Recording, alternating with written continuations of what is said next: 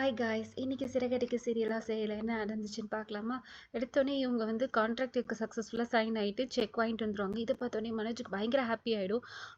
ரோகிணி இங்கே பற்றியா அந்த செக்கை காட்டு, அங்கே சரியாக பார்க்கல, இங்கே காட்டு பார்க்குறான்னு சொல்லிட்டு வாங்கிட்டு அதை கிஸ் பண்ணுவான். இந்த நீயும் கிஸ் கொடு, இதால் நம்ம வாழ்க்கையே மாறப்போகுதுன்னு ரோகிணி ஒரு மாதிரி பாப்பா இவன் இப்படி இதுவாக இருக்கானேன்னு சொல்லிட்டு அதுக்கப்புறமேட்டா இவங்கள இதுவாகிடும். உடனே மனோஜ் சொல்லுவான், இதுக்கப்புறம் வந்து ஷோரூம் பக்கமே நான் வர மாட்டேன், நீயும் இவனும் தான் பார்த்துக்கணும், நீங்கள் 2 பேரும் பார்த்துக்கணும். நான் வந்து ஒரு கார்ப்பரேட் ஆஃபீஸ் மாதிரி ஓப்பன் பண்ணி அங்கேயே உட்காந்துட்டு அங்கேயே டீலிங்லாம் பார்த்துப்பேன், நீங்கள் டெய்லி எனக்கு ரிப்போர்ட் அனுப்பிடுங்கன்னு சொல்லுவான். உடனே ரோகிணி சொல்வா, மனோஜ் ஃபஸ்ட்டு இந்த கான்ட்ராக்டை நம்ம ஒழுங்காக முடிப்போம், மற்றதெல்லாம் அப்புறம் பார்த்துக்கலாம்னு சொல்லிட்டு போயிடுவா. இங்கே வந்து ரோகிணியும் மீனாவும் எல்லாருக்கும் சாப்பாடு எடுத்துன்னு வந்து வைப்பாங்க. உடனே மனோஜ் சொல்லுவான், ரோகிணி நீயே இந்த வேலையெல்லாம் செய்கிற, இதெல்லாம் நீ செய்யக்கூடாது சொல்லிட்டு சொன்னோடனே இல்லை பாவம் மீனா தனியாக பண்ணுறாங்கல்ல, அதனால நான் பண்ணுறேன்னு சொன்னோடனே விஜய் கேட்பா, ஏன் அவள் ஒன்று இதெல்லாம் பண்ண சொன்னாலான்னு சொல்லிட்டு, ஐயோ ஆண்டி இல்லை அவங்க பண்ண சொல்ல, அவங்க பாவம் தனியாக கஷ்டப்படுறாங்கல்ல அதனால தான் சொன்னோன்னே ரவியும் சொல்லுவான், ஆமா பாவம் நீ மீனா நீ மட்டும் தனியாக பண்ணுறாங்கல்லன்னு சொன்னோன்னே ரைஸ் போட்டோடனே நம்ம சொல்லுவான், என்ன ரைஸ் வேகவே இல்லைன்னு சொல்லிட்டு அப்புறம் குழம்பு போட்டு சாப்பிட்டோடனே குழம்பு செம காரமாக இருக்கும், பொரியல் உப்பு இருக்காது, ரசத்தில் உப்பு ஜாஸ்தியாக இருக்கும். எல்லாருக்கும் ஒன்றுமே புரியாது, ஏன் இன்னைக்கு எல்லாமே சமையல் இவ்வளோ சொதப்பலாக இருக்குது, என்னாச்சு மீனாக்கு உடம்பு சரியில்லையான்னு சொல்லிட்டு இது பண்ணுவாங்க. அப்போ ஸ்ருதி சொல்லுவா, கன்ஃபார்மாக மீனாக்கு உடம்பு தான் சரியில்லைன்னு சொல்லிட்டு அண்ணாமலை வந்து மீனாவை நீ ஹாஸ்பிட்டல் கூட்டிகிட்டு போன்னு சொல்லுவாங்க.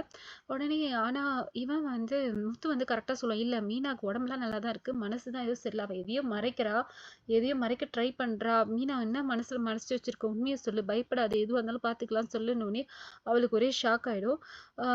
உடனே ரோஹிணி வந்து சமாளிச்சிருவா, அவங்களுக்கு அவசரமாக செஞ்சுருப்பாங்க, இன்னைக்கு ஒரு நாள் தானே எல்லாரும் அட்ஜஸ்ட் பண்ணி சாப்பிடுங்கன்னு சொல்லிட்டு, சரி எல்லாரும் தயிர் போட்டு சாப்பிடலான்னு சொல்லிட்டு தயிர் எடுத்து வந்து தயிர் போட்டு சாப்பிடுவாங்க.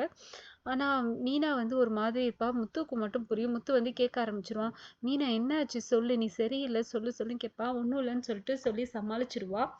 அதுக்கப்புறமேட்டா இங்கே கிச்சனில் வந்து இவகிட்ட பேசும்போது மீனா சொல்லுவான், என்னால் இதுக்கு மேலே எல்லாம் மறைக்க முடியாதுங்க, என்னால் குற்ற உணர்ச்சியில் இருக்க முடியாது, அவர் இப்போவே கேட்க ஆரம்பிச்சிட்டாரு, நான் சொல்ல போகிறேன்னு சொன்னோன்னே ரோகிணி வந்து கத்தியை காமிச்சு மிரட்டுவா, நீங்கள் மட்டும் சொன்னீங்கன்னா நான் இப்போவே கட் பண்ணின்னு செத்துருவேன்னு சொல்லிட்டு, நீ இப்படிலாம் என்னை மிரட்டாத சொல்லிட்டு கோவமா மீனா வந்து கத்தியை தூக்கி போட்டுருவா.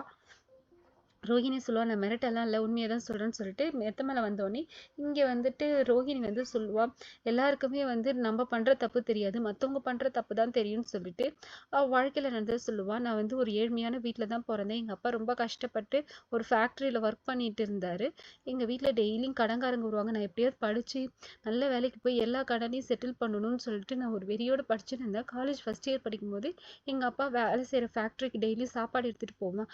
அப்போ அந்த ஃபேக்ட்ரி முதலாளிக்கு 2 தம்பி, அதில் சின்ன தம்பி வந்து நாங்கள் பார்த்துட்டு என்னை வந்து அவங்களுக்கு கட்டி வைக்கணும்னு சொல்லிட்டு கேட்டாங்க. எங்கள் அப்பா அம்மாவும் நல்ல வசதியான குடும்பம், என் லைஃப் செட்டில் ஆகிடும்னு சொல்லிட்டு இது பண்ணாங்க. நான் எவ்வளோ சொல்லி சொல்லி கேட்காம எனக்கு வந்து கல்யாணம் பண்ணி வச்சுட்டாங்க.